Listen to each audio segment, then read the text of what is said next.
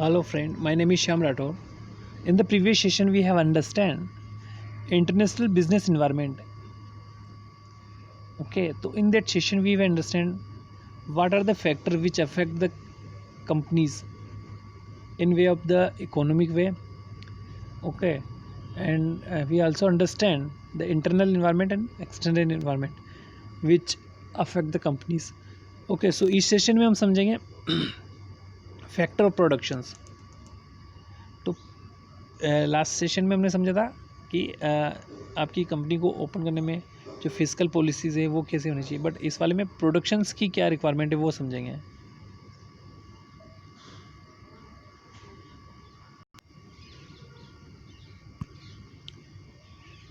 Factor of productions, जब आप productions करेंगे तो क्या क्या फैक्टर्स होंगे जो कि कंपनी को अफेक्ट करेंगे वो इस सेशन में हम समझ रहे हैं. तो फर्स्ट होगा नेचुरल रिसोर्सेज. ठीक है, natural resources, the availability of the natural resources and land, mineral, fuels and become a strategic planning sector factors for organization requiring such resources in the production process. जब भी आप कोई company खोलते हो तो एक बहुत बड़ा फैक्टर आता है कि जहाँ पे भी आप खोल रहे हो वहाँ पे जो नेचुरल रिसोर्सेज अवेलेबल है कि नहीं, लैंड कैसी है, मिनरल्स एंड फ्यूल्स, ये चीज़ें वहाँ पे अवेलेबल है कि नहीं है. इससे क्या होगा कि आपकी कॉस्ट इफेक्ट होगी. तो इसमें हमें चीज़ देखना है, नॉर्मली लोकेशन पैटर्न डिसाइड करना है कि what should be the location there this thing will be available. Okay, तो इस चीज़ का ध्यान रखना है. तो नेचुरल रिसोर्सेज होंगे वो भी आपके वेरी इंपॉर्टेंट होंगे. In our countries there are the plenty of natural resources, land, water and minerals type of various type. However this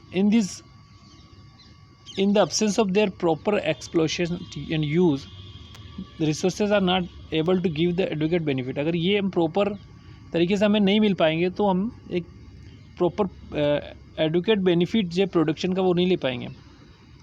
ठीक है, moreover there is lack of certain critical factor, for example electricity and fuel which affect the organisation efficiency adversely. जैसे कि for example कि अगर electricity नहीं होगी और fuel नहीं होगा तो आपको काफ़ी दिक्कत आएगी. फ्यूल का यहाँ पे कंसेप्ट ये है कि आपकी कंपनी, आपकी जो फैक्ट्री है वो ऐसे लोकेशन पे जहाँ पे फ्यूल अवेलेबल नहीं है, इलेक्ट्रिसिटी प्रॉपर अवेलेबल नहीं है, कभी जाती है कभी आती है, तो आपकी जो प्रोडक्शंस की स्पीड है उसमें आपका वेरिएशन आएगा.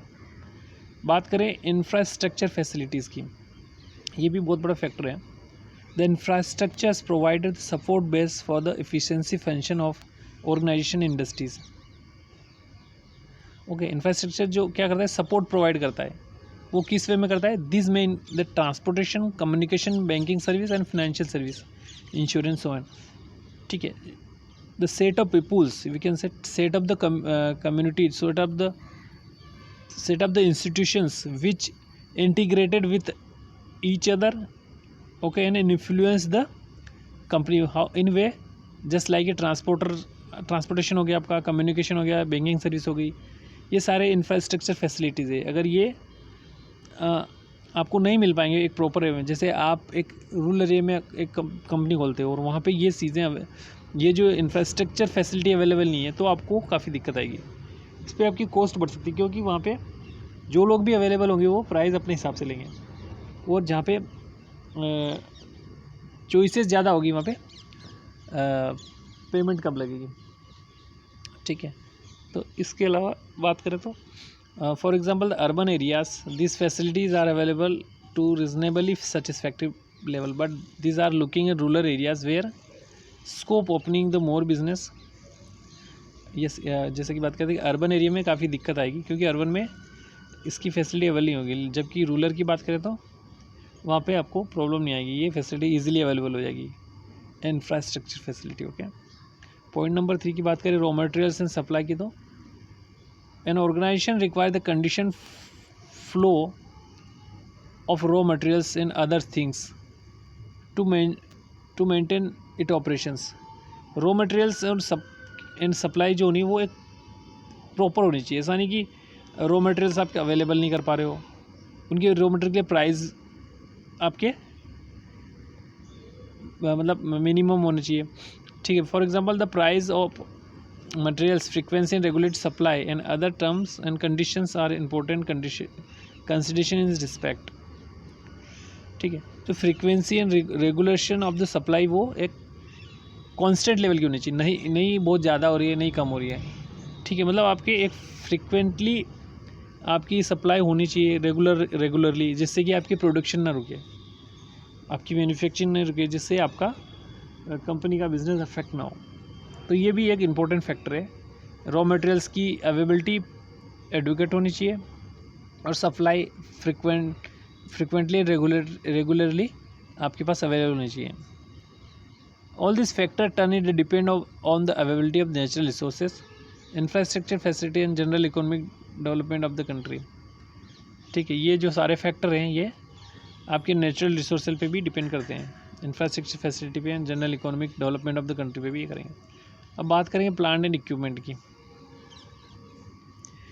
ओके, जो the organization invest money in plant and equipments because it expect a positive rate of returns over investment futures.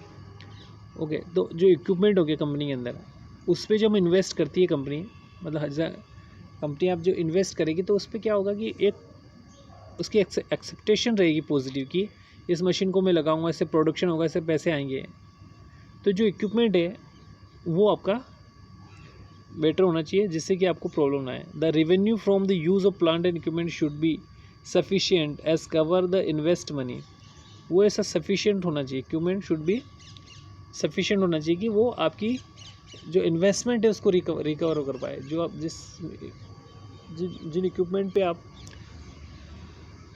Invest कर रहे हो वो रिकवर होने ज़रूरी है, तो ऐसी सफिशिएंट होना चाहिए, वो एफिशिएंट होना चाहिए, ठीक है। बात करें फाइनेंशियल फैसिलिटी की, तो financial facility are required to start and operate the organizations, ठीक है। ये बहुत बड़ा फैक्टर होता है कि फाइनेंशियल फैसिलिटी आपकी होनी चाहिए, इसको स्टार्ट करने के लिए और ऑपरेट करने के लिए बहुत ज़रूरी है। स्टार्ट करोगे भी तब भी आपको फाइनेंशियल हेल्प लेनी पड़ेगी, ठीक है, बैंकिंग से, और ऑपरेट करने में भी आपको जब रॉ मटेरियल्स की और ये भी ज़रूरत पड़ेगी वो आपको फिनेंशियल फैसिलिटी के द्वारा ही आपकी पूरी होगी। The external sources of financials are share capital, banking and other financial institute. जो एक्सटर्नल होंगे वो कहेंगे शेयर कैपिटल होंगे, ठीक है। शेयर मार्केट, शेयर के हिसाब से वो कंपनी के शेयर खरीद के चलाएगा, जैसे बोर्ड ऑफ डायरेक्टर होते हैं उसमें कंपनियों का शेयर होता है, वो उनको ऑपरेट करते हैं। Other financial institution and unorganisation capital market, sorry unorganisation capital market, okay, ये आपके एक्सटर्नल हो गए। Recent change in Indian capital market indicate the availability of the plenty of finance from the financial institution as well as the generic from general public, ठीक है। देखो recent change India में जो होते हैं वो किस चीज़ को इंडिकेट कर रहा है कि availability of the finance available होगा, लोग इन्वेस्ट करने के लिए रेडी होंगे और इसमें काम करते रहेंगे, ठीक है। बात करें man power and productivity, this is also very important. Man power और productivity, while the availability of the factor of the production affect the development of country as well as individual organisation, okay. The level of productivity affect the organisation efficiency and profitability, ठीक है। आपका man power and productivity आपकी company की efficiency और profitability को पे depend होगी कि आप जैसा आप मेन पावर लगाओगे, जैसे आपकी प्रोडक्टिविटी, जैसी आपकी मेन पावर होगी, जो भी टेक्निक होगी बनाने की, उस पर आपकी कंपनी की एफिशिएंसी और प्रॉफिट आपको मिलेगा। The productivity of both human and physical factor is depend on many factors such as type of technology use in the production process, supply, organization process, the use of managerial technicals, technique कौन सी use कर रहे हो आप, organisation का process क्या है और प्रोडक्शन प्रोसेस क्या है और टेक्नोलॉजी क्या है आपकी, ये चीज़ें आपको ध्यान में रखना है। इसी के ऊपर आपका कंपनी का प्रॉफिट आएगा और आप कंपनी की जो भी एफिशिएंसी होगी वो हाई रेट होगी। कुछ पॉइंट है जो कि हम कंसिडर हमें करने चाहिए, हमें एनालाइज करने चाहिए जब आप इकोनॉमिक इन्वायरमेंट में एंटर करते हो। तो while analysing the economic environment organization intend to enter particular business sector में कंसिडर द फ्लोइंग एस्पेक्ट। ये एस्पेक्ट है वो कि हमें ध्यान रखने हैं। ठीक है, तो क्या एस्पेक्ट हैं ये? The economic system to enter business sector में, इकोनॉमिक सिस्टम कैसा है वहाँ का जिस बिजनेस सेक्टर में एंटर कर रहे हो। Stage of economic growth and pace of growth, economic growth कैसी है और पेस ऑफ ग्रोथ, वहाँ के जो पेस मतलब जो साथ देने वाले, मतलब जो आपके साथ काम करेंगे वो वहाँ पे कैसी है ग्रोथ उन लोगों की पहले जो कर रहे हैं। Level of national per capita income, जहाँ पे भी आप बिज़नेस करना चाहते हैं वहाँ के पर कैपिटल इनकम क्या है, वहाँ पे परचेसिंग पावर क्या है लोगों की। इसके अलावा फोर्थ पॉइंट है indicate the incident of tax both direct and indirect. ठीक है, डायरेक्ट एंड इनडायरेक्ट टैक्स क्या रेट पे लग रहा है, क्या गवर्नमेंट के क्या है वहाँ पे पॉलिसीज है regarding the direct and indirect tax. Okay, और फिफ्थ पॉइंट है the infrastructure facility available and difficult there of. देखो हमने बात की थी ना कि इंफ्रास्ट्रक्चर फैसिलिटी वहाँ होनी चाहिए, बैंकिंग होनी चाहिए, इसके अलावा फिनेंशियल फैसिलिटी होनी चाहिए। ओके, सप्लायर अवेलेबल होनी चाहिए और we can say the labour available होनी चाहिए। तो ये इंफ्रास्ट्रक्चर जो आपकी कंपनी को फॉर्मुलेटेड करेंगे, आपकी कंपनी को इन लोगों के इंटीग्रेशन से ही आपका प्रोडक्शन होगा, कंपनी की प्रोडक्शन होगा। तो ये चीज़ें सारी अवेलेबिलिटी इनकी होनी चाहिए। पॉइंट नंबर 6 की बात करें तो availability of the raw material and component and the cost there of.